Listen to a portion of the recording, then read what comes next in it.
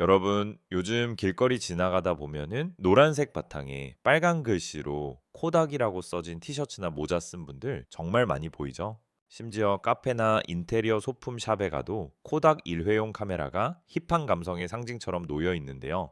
사실 요즘 10대나 20대 친구들에게 코닥이 뭐 하는 회사냐고 물어보면은 대부분 옷 브랜드 아니에요? 혹은 그 레트로한 필름 만드는 곳이요 라고 대답할 거예요. 하지만 이건 정말 코끼리 다리 하나만 만지고 코끼리 전체를 설명하는 꼴이나 다름없거든요.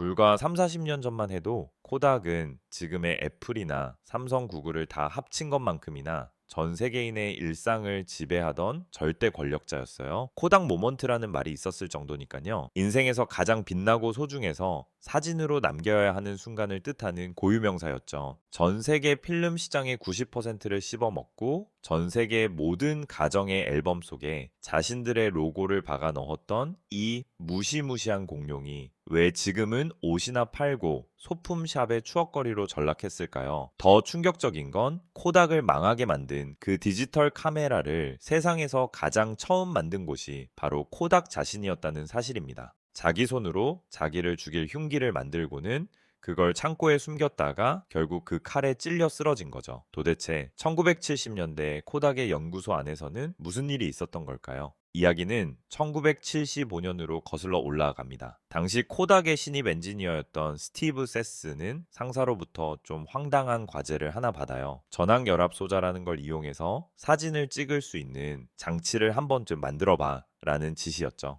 세스는 1년 동안 연구실에 박혀서 온갖 부품을 짜깁기 하기 시작합니다. 그렇게 탄생한 인류 최초의 디지털 카메라는 지금 우리가 쓰는 스마트폰 카메라와는 전혀 딴판이었어요. 무게는 무려 3.6kg으로 웬만한 갓난아기 몸무게였고 모양은 마치 주방에서 쓰는 토스터기처럼 투박했죠. 화질료 딱 0.01 메가픽셀이었어요. 요즘 스마트폰이 보통 5천만 화소를 넘어가니까 비교조차 안 되는 수준이죠. 흑백 사진 한 장을 찍어서 디지털 신호로 기록하는데 23초가 걸렸고 그걸 다시 텔레비전 화면으로 띄우는데 또 한참이 걸렸습니다. 그런데 말이죠. 세슨이 이 괴상한 토스터기를 들고 경영진 앞에서 시연했을 때 여러분은 이들이 어떤 반응을 보였을 것 같나요? 와, 미래가 왔다. 당장 상용화하자라고 했을까요? 천만의 말씀입니다. 코닥의 높으신 분들은 아주 싸늘한 표정으로 이렇게 말했어요. 스티브 정말 대단한 기술이긴 한데 이거는 아무한테도 말하지 말고 그냥 너 거둬.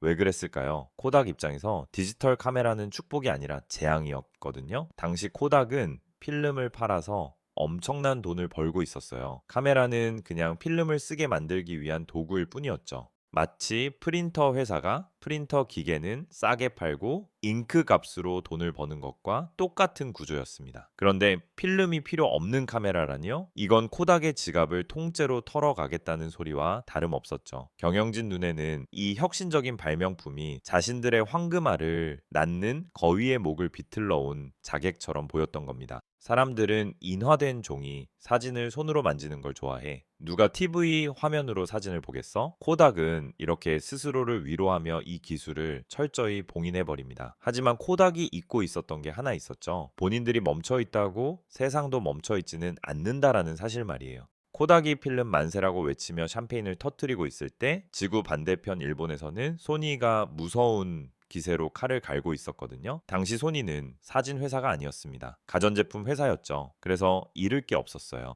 1981년 소니가 세계 최초의 상용 디지털 카메라인 마비카를 발표했을 때 코닥 내부에서는 큰 혼란이 일어납니다. 그런데도 코닥의 고집은 꺾이지 않았어요. 그들은 소니의 마비카를 보며 비웃었습니다. 화질이 저게 뭐야? 우리 필름 사진 근처에도 못 오네라면서요. 기술의 발전 속도가 지수함수적으로 빨라진다는 걸 간과한 치명적인 오만이었죠. 사실 코닥 안에서도 위기감을 느낀 사람들이 많았어요. 1980년대 초반에 이미 코닥 내부 보고서에는 2010년쯤 되면 디지털이 필름을 완전히 대체할 것이라는 정확한 예측이 담겨 있었습니다. 그런데도 그들은 움직이지 못했어요. 왜냐고요? 당장 눈앞에 들어오는 필름 수익이 너무 달콤했으니까요. 이걸 전문 용어로 혁신의 딜레마라고 부릅니다. 기존 비즈니스 모델이 너무 성공적이라서 새로운 미래로 나아가는 게 오히려 손해처럼 느껴지는 현상이죠. 코닥은 결국 디지털 시대를 대비하긴 합니다. 그런데 그 방식이 정말 기괴했어요. 디지털 기술을 이용해서 필름 사진을 더 잘 만들려는 시도만 반복했거든요. 예를 들면은 필름에 디지털 정보를 저장해서 나중에 컴퓨터로 옮길 수 있게 하는 어드벤티스트 시스템 같은 것들에 수십억 달러를 쏟아부었습니다. 소비자들이 원하는 거는 필름 없는 세상이었는데 코닥은 끝까지 필름이 있는 디지털 세상을 고집한 거예요. 이건 마치 자동차가 등장했었는데 마차 회사가 우리 말은 엉덩이에 엔진을 달아서 더 빨리 달릴 수 있어요 라고 광고하는 꼴이나 다름없었습니다. 사람들은 더 이상 현상소에 가서 며칠씩 기다려 사진을 찾고 싶어 하지 않았어요. 찍는 즉시 확인하고 마음에 안 들면 지우고 친구들에게 전송하고 싶어 했죠. 코닥은 이 거대한 욕망의 흐름을 기술력이 부족해서가 아니라 탐욕과 오만 때문에 외면하고 말았습니다. 사실 코닥이 정말 무서웠던 건 기술력이 없어서가 아니었어요. 오히려 기술력은 차고 넘쳤죠. 1990년대 초반 코닥은 디지털 카메라 시장을 장악할 수 있는 수많은 특허를 이미 쥐고 있었습니다. 하지만 그들의 뇌 구조는 여전히 화학에 절여져 있었는데요. 코닥 내부에서는 디지털 카메라를 만드는 부서를 마치 집안의 골칫덩이 취급했습니다. 필름 파는 부서가 회사의 실세였고 디지털 부서는 우리 필름 매출 깎아먹는 놈들이라는 눈총을 받아야 했죠. 이게 얼마나 코미디 같은 상황이었냐면요. 코닥이 2001년에 오포토라는 온라인 사진 공유 사이트를 인수합니다. 지금으로 치면 인스타그램의 조상격인 아주 혁신적인 서비스였어요. 사람들이 사진을 찍어서 온라인에 올리고 서로 공유하게 만드는 플랫폼이었죠.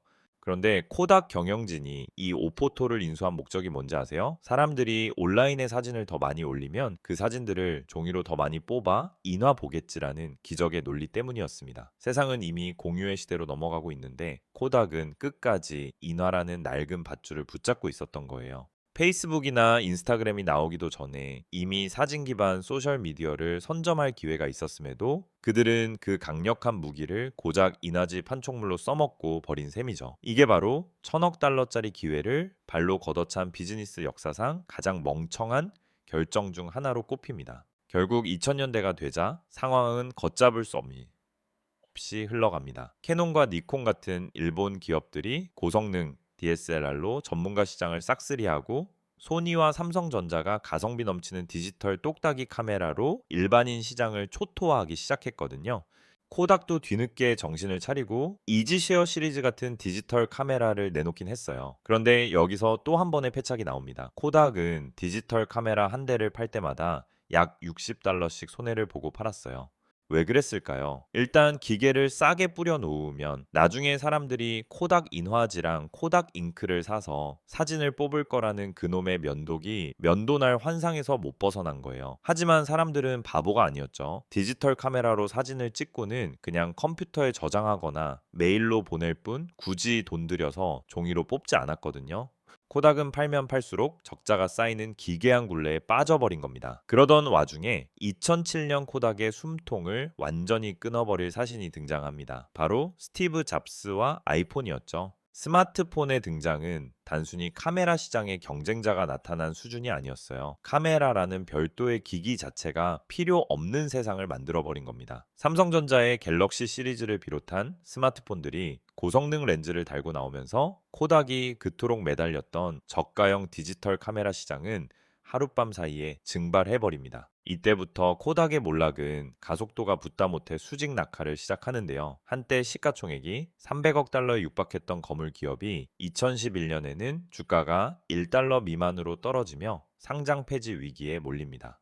130년 넘게 세계 최고의 자리를 지켰던 공룡이 굶어 죽기 직전에 처량한 신세가 된 거죠. 결국 2012년 1월 코닥은 미국 법원에 파산 보호 신청을 냅니다.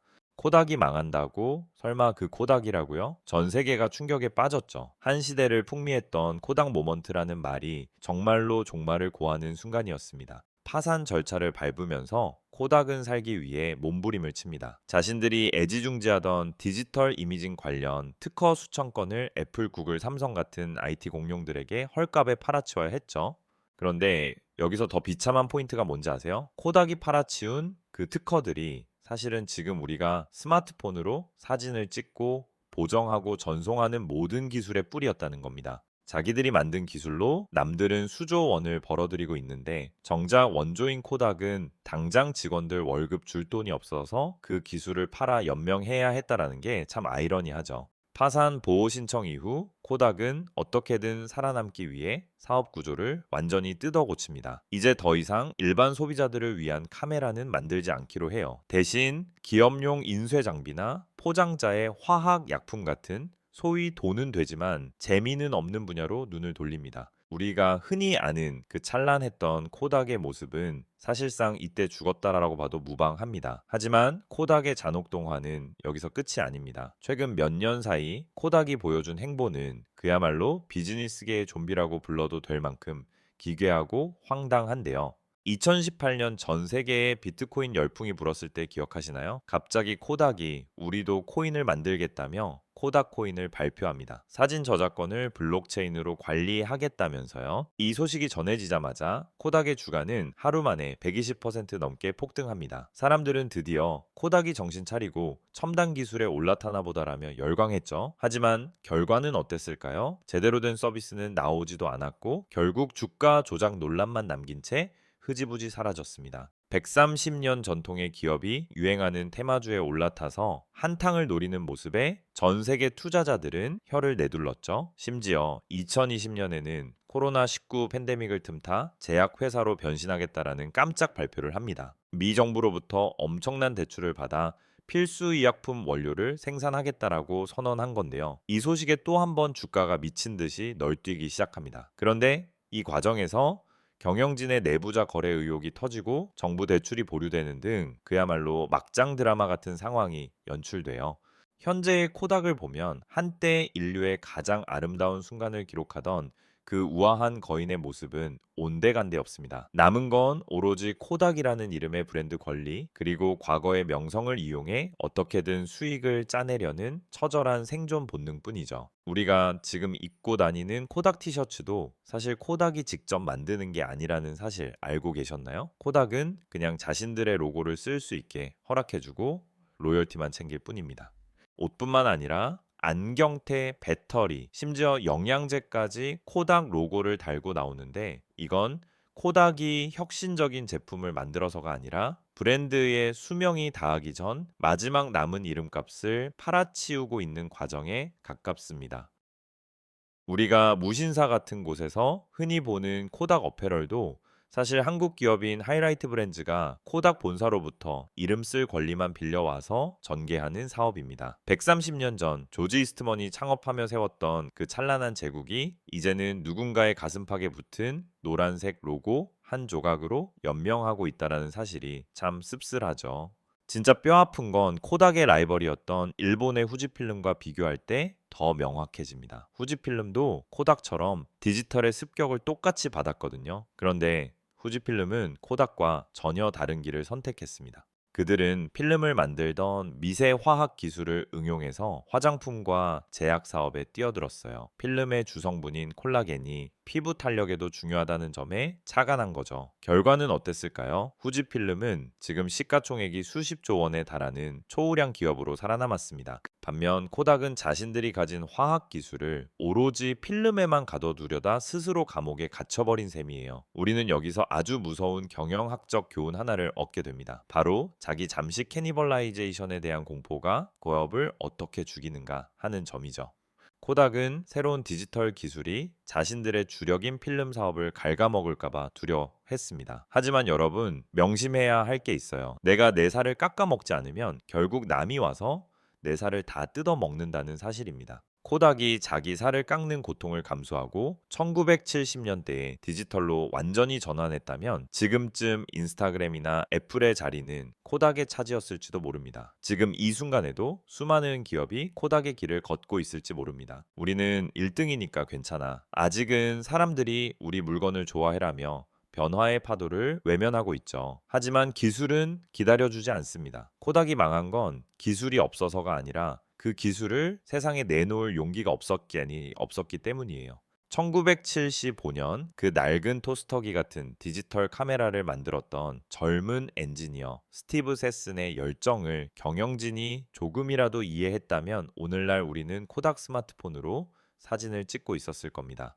결국 코닥은 우리에게 가장 빛나는 순간이라는 뜻의 코닥 모먼트를 선물했지만 정작 본인들의 가장 빛나던 순간에는 셔터를 누르지 못했습니다. 시대의 흐름을 읽지 못한 거인의 몰락은 너무나도 처참했고 그 잔해 위에서 피어난 노란색 로고는 우리에게 끊임없이 경고하고 있습니다. 과거의 영광에 취해 미래를 창고에 가두지 말아라고 말이죠. 오늘 여러분이 스마트폰을 꺼내 사진을 찍을 때 그 렌즈 너머에 50년 전 코닥의 연구실에서 무시당했던 그 낡은 토스터기 카메라가 숨쉬고 있다는 걸 기억해 보세요. 혁신은 먼 곳에 있는 게 아니라 어쩌면 우리가 애써 외면하고 있는 불편한 진실 속에 있을지도 모릅니다. 코닥의 황당하고도 슬픈 몰락 이야기 어떻게 보셨나요? 구독과 좋아요 부탁드립니다. 감사합니다.